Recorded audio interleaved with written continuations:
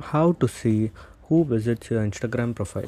Let's not waste any more time and head right to it. Before we head to the video, make sure to hit the subscribe button as it helps the channel grow. Now let's head to the video. First you open Instagram. On the bottom right you can click on your profile icon.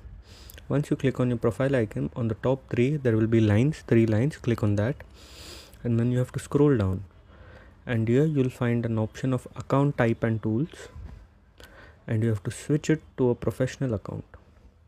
Once you switch it to your professional account, select a category. I select a creator, then you click OK, and then you click on creators, not business, creators. Once you do that,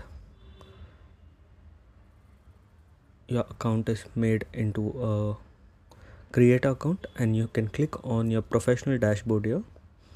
And currently no one has viewed my profile. Here you can check who viewed your account through which post and everything. All the insights data will come, but you'll not be able to see exactly who did it. But this is a good way to see who visits your profile. But Instagram doesn't give that feature where you can specifically see who gave you a visit on your profile.